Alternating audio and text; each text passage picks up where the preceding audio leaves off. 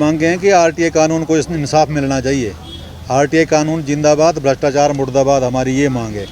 देश में अगर इतना स्वच्छ कानून बना हुआ है तो उसका पालन क्यों नहीं हो रहा है, उसको क्यों कुचला जा रहा है, जबकि सभी अधिकारियों को आदेश हैं, सख्ती से आदेश हैं, कानून में प्रावधान है कि भी दोषियों के विरुद्ध जो कड़ी से कड़ी कार्रवाई की जाएगी। सेक्शन 18 है, 19 में दंडित करने का प्रावधान है, भाषा का प्रावधान है। सारे आरटीआई कोई पढ़े लिखे थोड़ी होते हैं, जितना भी क्रॉसपॉन्ड होता है जो हिंदी में लिखता है उसको भी उत्तर अंग्रेजी में थमाया जाता है, वो जो विधान की अवहेलना है।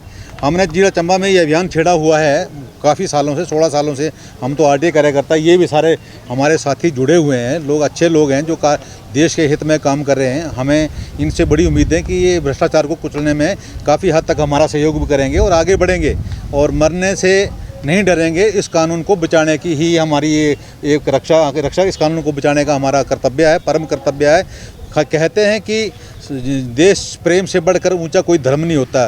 सर्वधर्म सौहार्द जो है एक हमारा कानून है, जिसे बोलते हैं हम सर्व गंगा जमनी तहजीबी जिसे बोलते हैं। तो हमारा सबका धर्म है कि हमारा देश सर्वोपरि होना चाहिए, हमारा देश का कानून सुरक्षित होना चाहिए, तभी हम सुरक्षित हैं। अगर देश का कानून की मर्यादाएं भंग हो रही है, देश का कानून मर रहा है, तो हम कहाँ जिंदा रह सकते हैं। हमें न्याय कौन देगा और न्याय कहाँ से मिलेगा।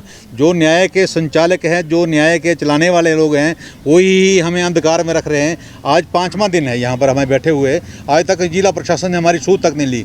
वैसे तो प्रशंसा मैं डीसी माननीय डीसी महोदय जी की करूँगा कि हमने सुनने में आया था कि बहुत अच्छे एक अधिकारी चंबा के लिए एडमिनिस्ट्रेटर मिले हुए हैं।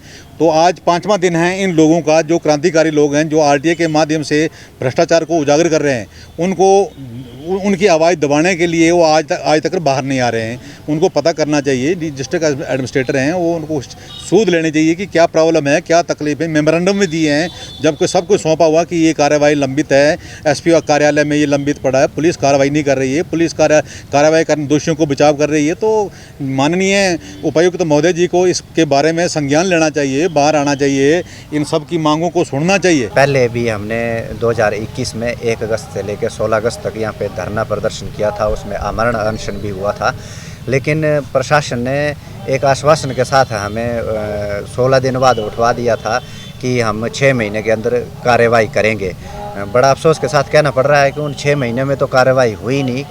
लेकिन जो मांगे हमने यहाँ धरना प्रदर्शन के समय रखी थी, उन मांगों को हमने जो भी हमारे माननीय न्यायालय हैं जिला स्तर के और उच्च न्यायालय से हमने उस लड़ाई को लड़ा। तो वो जो हमने जिन भ्रष्ट और अवैध कब्जाधारी प्रधानों के खिलाफ हमने शिकायतें दी थी और मांग रखी थी उनके निलंबन की, तो उनको निलंबित किया जा चुका है, लेकिन कोर्ट के माध्यम से।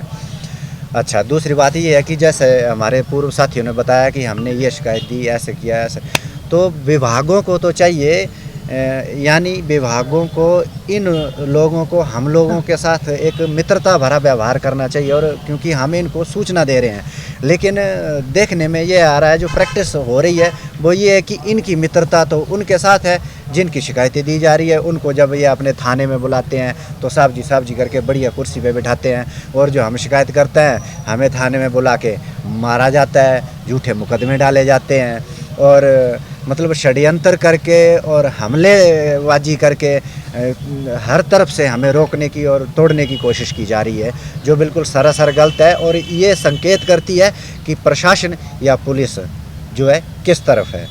कुल मिला के बिल्कुल साफ दिखता है इन सभी दृष्टांतों में, जो भी हमारे साथी हैं सबके साथ सेम प्रैक्टिसेस हो रही हैं। कि जैसे मैं बताना चाहूँगा कि जो भी हमारे साथी हैं ये तो एक माध्यम बन चुके हैं, एक डाकिये बन चुके हैं समझो प्रशासनिक अधिकारियों के लिए, कि हमने शिकायत दी कि जी पहले हम खर्चा करते हैं, आरटीआई लेते हैं, उसके बाद कहीं गड़बड़ पाई जाती है उसकी शिकायत देते हैं कि जी ये फलानी जगह ऐसी ऐसी शिकायत हो रही है। तो ये प्रशासनिक अधिकारी हों, पुलिस के अधिकारी हों, ये उन लोगों को बुला के कि ये तुम्हारे साथ खिलाफ शिकायत आई है, और फिर उसके बाद क्या साठगांठ होती है, किस स्तर पर ये उनके साथ उठते बैठते हैं, उनके साथ खाते पीते हैं, मिल बैठ के ये काम करते हैं।